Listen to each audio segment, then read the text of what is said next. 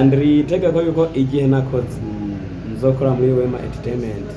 Kabosi tegure rero ndimo ndabitegura Wema Entertainment ndakunda nujya mu mama cyane yego Wema nera kuko numwe mu bantu je ndakunda umuntu akunda gushigikira rero na Kabosi atoza arivera kandi ndakeneye korabo na arivera muhimbare kandi byose Landry we nare n'Imana ari wobaciye ko Mana yacu ni nziza ikora ibikomeye Mana yacu ni nziza ikora ibitangaza reka mvuga ubukuru bwawe Mana wagiye ubana nanje reka mvuga ubukuru bwawe Yesu ufise inkomezi Imana yacu ni nziza ikora ibikomeye Imana yacu ni nziza ikora ibitangaza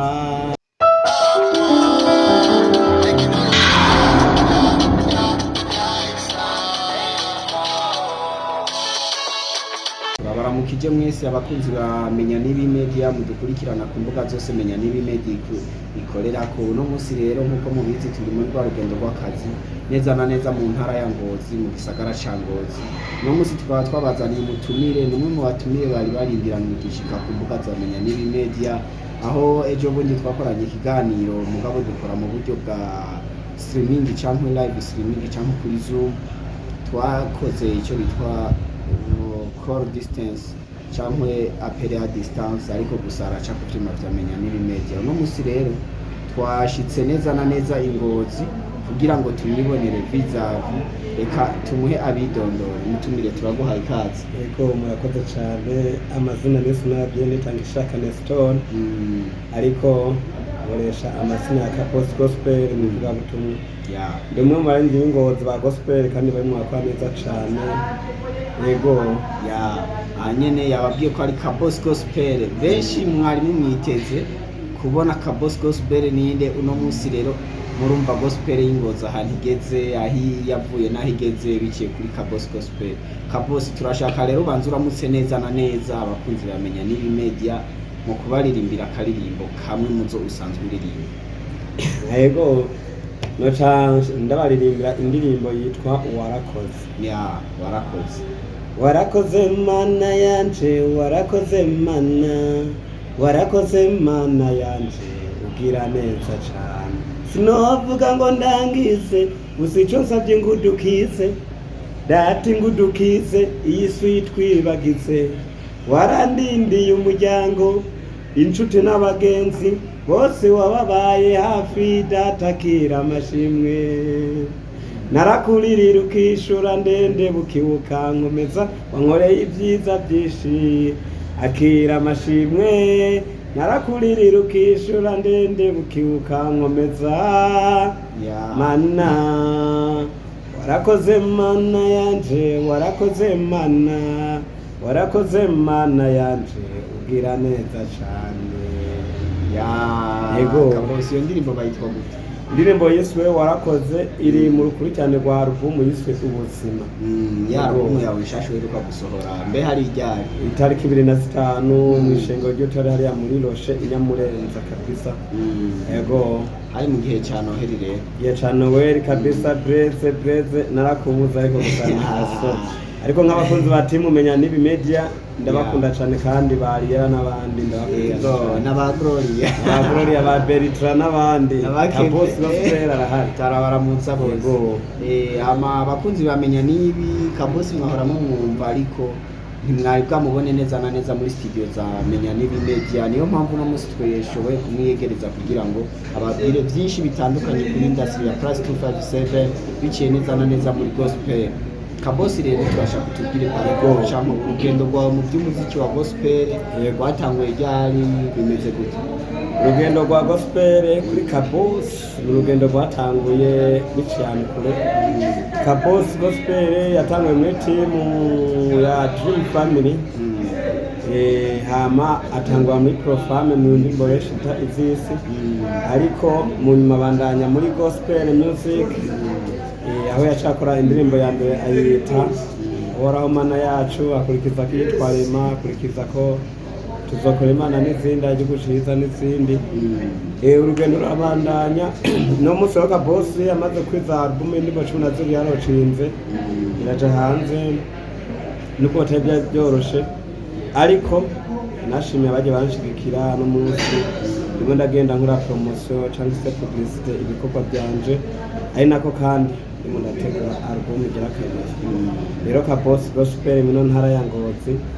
agiye kuzamuka ku buryo budasanzwe ku rwego hejuru. Kabosi indirimbo zose hamwe afise zoba zinga indirimbo 12 none neza na neza Kabosi turashaka apari umuziki wacu tubwire Kabosi yavuze byari umugabo bimeze gute biography yiwe ubuzima bwiwe nayo yego Kabosi kuva yavutse 93 ni umugabo arubatse afise umugore umwe n'abana babiri ari nako kandi Imana muko kwa kandi meza ageza n'abandi rero ndabishimira Imana cyane tuzoza kugukeza rero ndatumiye timu Menya N'Ibi Média kuzoshiki wawe yego rero no munsi ni mu rugendero rukomeye cyane kubacana abanyagitega banyitege muri studio yitwa Camarade is voice babande muri competition competition nawo yivuga niyo competition ni studio ifashe mu mugongo ni na page rero Kabosi nawe nk'umuririmbyi wa gospel ngo tazo bari mu competition afise indirimbo yakoranye muri ibyo bitanire natuze muzumva mu album kuri cyo twise bigire Yesu Gitega mba maze kubanza canja mu Kayanza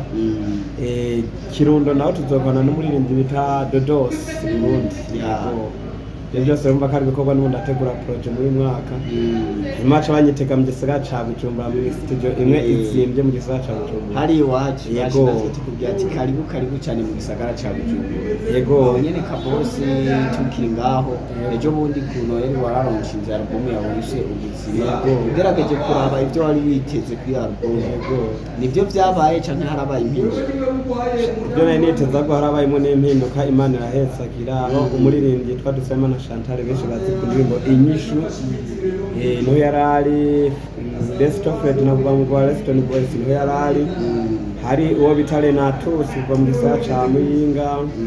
hari abakozi Imana agiye batandukanye hari ba CK Pro kuva mu gashikanwa n'abandi rero Kabosi kubacana mu mwitega mwategura ko gikani cyagenze neza aho ndabagana kabijya kamwe muri Ducishamwo Chantal aho muzobona nyambise costume kabisa ibihumbi 200 kirata cyumvikana na karuvati nziza cyane mbenye nivyo je nacenga abana yego twumvise nyene bavuga ko wakabanye ibintu byinshi ibyo bintu byo baba barabiguhaye cyangwa ni kwa kundi bemerera umuntu ikintu kubera baryohewe gusa yagishitse oya baca nubyitege ko murazi ko Chantal n'umuririmbyi kandi arimo aritanga cyane kandi twubaha cyane mu ntara ya Ngozi kabisa rero yaremeye ko azabishikiriza imbere yaho yabyemereye rero ni Nyamurenza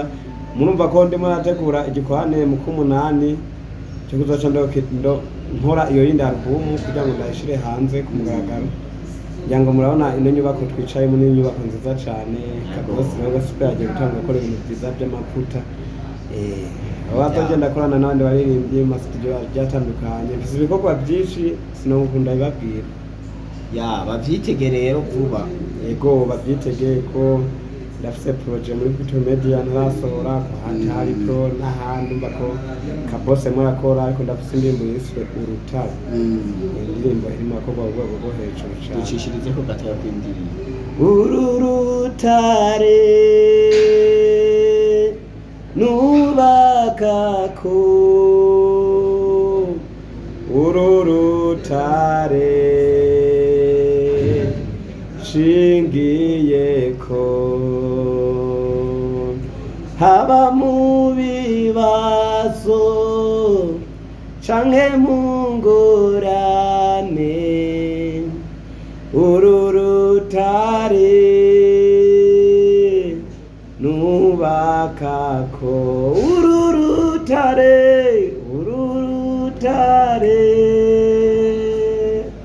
nubakako urutare shingiyeko Kabosi kabisa ibintu byawe rero turabikenguruka kuko ni nayo mpamvu tuva mu gisagara ca Bujumbura tuje ini wanyu kugira ngo izi mpano zanyu tuze turazikuza aho nyene reka Kabosi Gospel yego turashaka utubwire mwiyo album yawe waronchinze n'izihe ndirimbo zabaye korabo wakoranye n'abandi n'izihe ziwawe wenyine washoboye kubikorana yego mwizo album y'indimbo 12 korabo yabaye imwe yitwa Niyibitangaje Dew ari mu gihugu cy'u Buganda kandi ko n'umuririmbyi umwe akora cyane yansabye akunda yimuha nta yindi korabo irimo ahubwo iyi album ikurikirana izo birimo amakorabo menshi uko harimo korabo ya Renatus hazamwo korabo ya Dodos kuva mu Kirundo ndetse n'abandi ama rero Kabosi aho nyene yego nk'ubwo rukurikirane rw'indirimbo zindi zo wimirije gusohora twizere ko hoba hagiye kubamwo amakorabo menshi cankwe izi wawe nyinshi izi wanje zizanyinshi kurusha ko Kabosi yazanywe n'iyindi ndimbo yitwa ngo Imana ni nziza izo zose ndimo ndandika aho n'iyindi zo yitwa ngo ewe wasinga bisi ibikorwa byinshi ndimo ndandika giteganya mu muzunguriza indimbo zo korerayo rero Kabosi Gospel yifuza kuba umuririmbyi wa mbere mu ntara ya Ngozi kujya twumva ibujumbura bari vera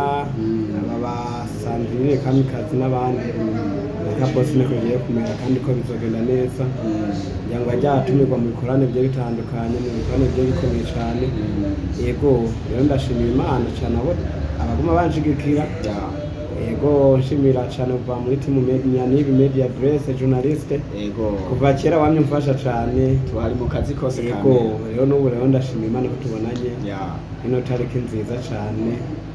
ya 23 y'ukwezi kwa kabiri yego kabisa kwa kundi hahandi bakunzi bamenya N'Ibi Média tuguma tubibutsa kwa kundi hahandi YouTube yacu murayizi ni Menya N'Ibi Média wandika uko nyene haba Facebook, Instagram, Twitter, TikTok hose ni Menya N'Ibi Média ama Kabosi uno musi turashaka kumenya ukeneye ibikorwa byashobora kwikura Kabosi Gospel umuririmbyi akora indirimbo azigumiza mu masitudio ndafise imbuga nkoresha ariho YouTube wandika Kabosi Gospel indirimbo zose ziriyo kaja kuri page ya Facebook ni Kabosi Gospel ndafise n'urubuga rwa WhatsApp rwivuga butumwa rwa Kabosi Gospel Burundi ko narijamura nk'abasanzwe n'umuvuga butumwa ko keshi ko cabifasha kajya nandana kugira ubutumwa yego Kabosi Gospel aho nyene tukiri ngaho abakunzi bamenya N'Ibi Média murumva yuko Kabosi Gospel umu artiste amaze imyaka myinshi muri umudiho wo kuririmba indirimbo mpimbaza-Mana aho nyene Kabosi ugerageje kuraba kukora indirimbo ubona byo babirimo akarusho kambaye nka twebwe mu Gospel turabakozi b'Imana Bibiliya nayivuga ngo mwabihera ubuntu namwe mu bitangira ubuntu akarusho kambere nuko imitima ya benshi mbona ikize kandi ko benshi bamabandondera abati mwami Yesu agwetagire cyane wakoze wamfashije kuririmba ubuzima kunuku rero Kabosi Gospel n'umuvuga butumwa kandi ngira ngo mu minsi zamuzabibona ko Imana yagize iteka bakaziga amavuta byose bizaba bimeze neza rero notumira abandi n'abandi barimvye bakiri inyuma ba Gospel ikintu ca mbere basaba tujyane mu mutima urukundo niyo ngabire ya mbere ngo iruta izindi zose niyo wogira ingabire yo kuvugisha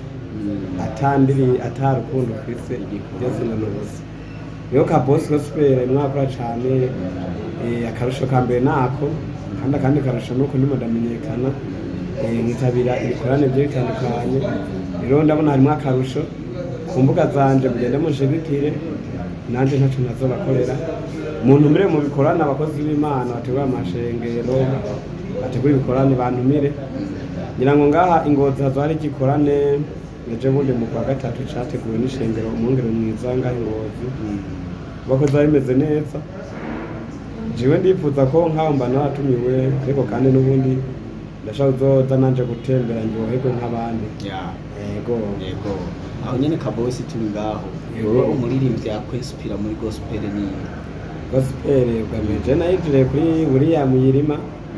ariko nyuma sanga inyandiko z'abatanzania zatandukanye na Gospel y'u Burundi ko Gospel y'u Burundi niyo Gospel ya mbere original mwino East Africa. Umuntu wa mbere yanyinjije muri gospel nuvuga mu Burundi ni Patrick Shakiye umuririmbyi avuga ku muntu ari muri Malawi. Yego rero ndakunda Rivera muhimbare muri we my entertainment. Yego kabisa ndamukunda cyane kuko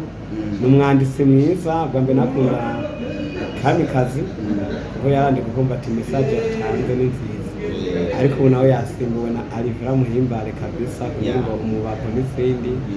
ofisa amatsiko biraboneka neza ko gospel Burundi mwatera ica imbere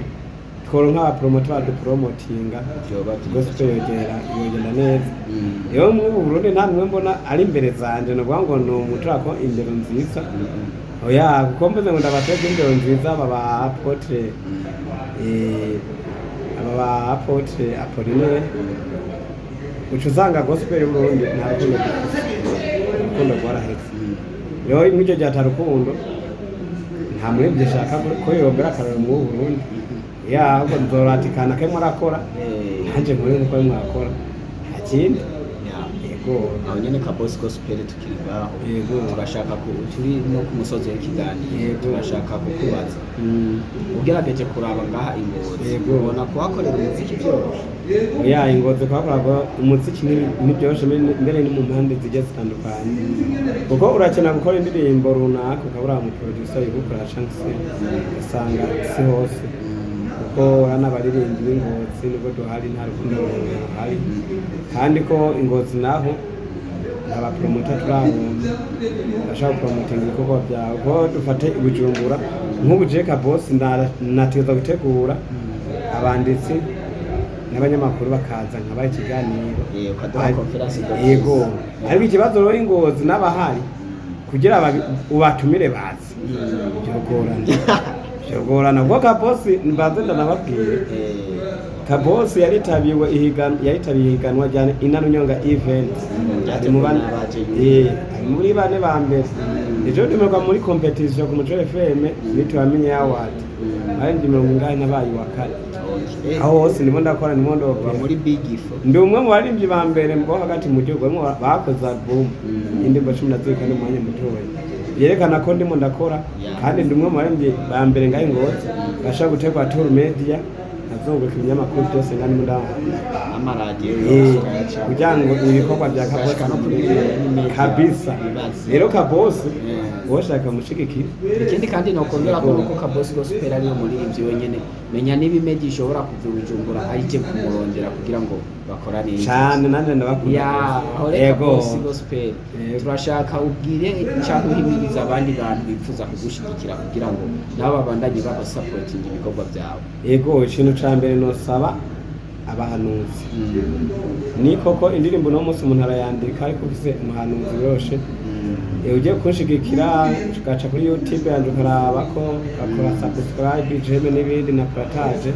uzoshigikira Kabosi Gospel birababaje ukuntu Kabosi Gospel ashaka kubura ababona igihumbi ari mu ntara iri abantu ibihumbi aragusanga Kabosi badakoresha rero ugiye kuri page ya Facebook Kabosi Gospel ariyo kaja hose ko rimikashanje ibihari ni 68 tandatu n'umunani indwi na zitatu mirongo ibiri eka ukakoroka hano ukambwira ati genda gute mu ndimo ndakora muri album nshigikire kugira ngo Menya N'Ibi Média iki kiganiro kize giherere ngaha ahubwo ni Bujumbura amenya ati Kabosi mbe ninde bacana mpamvu nakoreye tenebe i Bujumbura kuko ngiye gutegura urugendo mu gisagara ca Bujumbura mbonane na bariyera ba Beritra ba Fezrapa n'abandi ndifuza no kuzohura na LandryPromoter bajya bose turabana kabisa LandryPromoter n'abandi Landry tegeko yuko igihe nakoze nzokora muri Wema Entertainment Kabosi tegure rero ndimo ndabitegura Wema Entertainment ndakunda nujya mu mama cyane yego Wema nera kuko numwe mu bantu je ndakunda umuntu akunda gushigikira rero na Kabosi azoza Rivera kandi ndakeneye korabo na Rivera muhimbare kandi ko byose Landry we nare n'Imana ari ubaciye ko nta cyane ndazi Menya N'Ibi Média izoshikana rero ndashimiye cyane Breze niwo muntu watangwe kubona na keshi urampanura nkiri muri Dream Family aho simba ko nzi byinshi mwino ngozi gospel nabonye byinshi ubwo ni ngozi nta mwindi wa mbere ahari ariko Kabosi akore ndimo nditanga nja mu mahiganwa hirya no hino kugira ngo izina rya Kabosi rimenyekane bizobabaza cyane abantu b'ingozi rero batemu baranshigika cyangwa bavuze indirimbo zanje gasanga ibijumba zimwe zavuga mu Kirundo nuko ndashimira cyane umuntu bita Ndayisaba Alphonse akora kuri radio ijwi remesha FM ndamukunda cyane umuntu akunda gushigikira ba Maurice Tunazimana nkakunda Florette mu FM mu ijwi ryo guhimbaza basi bobo baciwe na bose ari ndabakunda ko n'umuntu bita Beritra uw'intwari ari ku ntumbero rero Kabosi umva ko yarakoze yaritanze atazokora rero ndashimiye Beritra n'abakunzi ba Menya N'Ibi Média ba Jorope n'abandi ari California nkashima cyane hatari pro Secret Pro rero abona abantu bagiye barandamura mu bintu byo gukorera Imana yego Kabosi turagushimiye kubona wateguye kino watwitabiriye kino kiganiro cyacu tunagusaba ko gira akajambo kagasoni karugi usigarana abakunzi b'ibikorwa byawe n'abakunzi bamenya N'Ibi Média yego Kabosi Gospel arashimye cyane abakunzi ba Menya N'Ibi Média kuko ni bamwe mu bantu bonye bakunda bashigikira nkashimira abo dusangiye groupe ya WhatsApp Kabosi Gospel Burundi timu yanje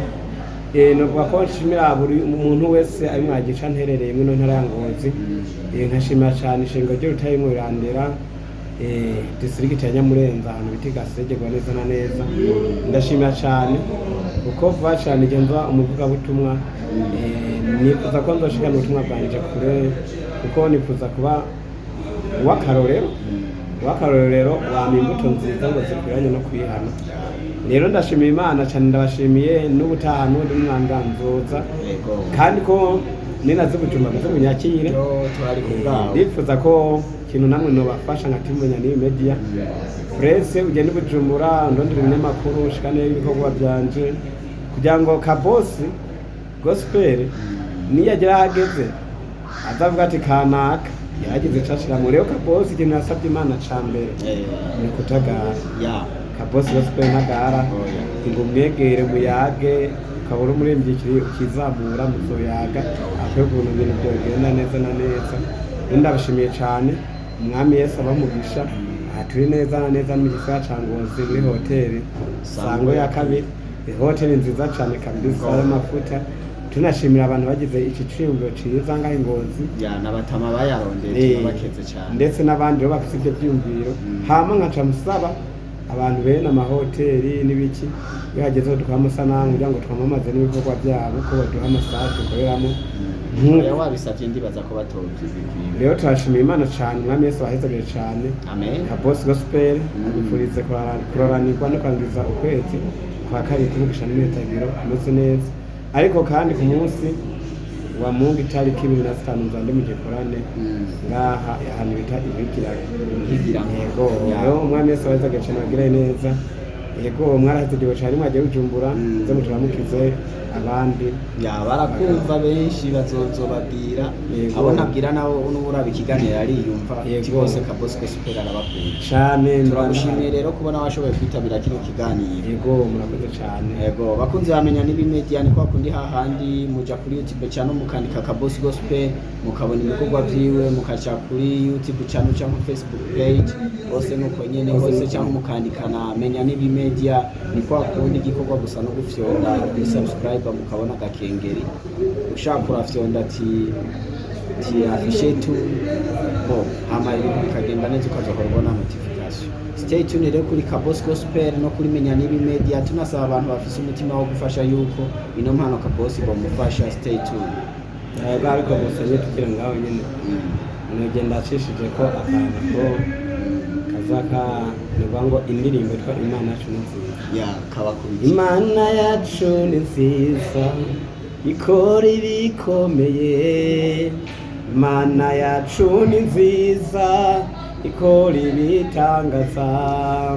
reka mvuga ubukuru bwawe Mana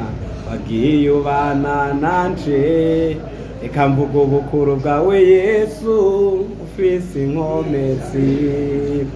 Imana yacu ni nziza ikora ibikomeye. Imana yacu ni nziza ikora ibitangaza. Amen, amen. Kabosi bakunzi bamenya N'Ibi Media, isango ni yindi ni kwa kundi hahandi. Stay tuned kuri Kabosi Gospel no kuri Menya N'Ibi Media.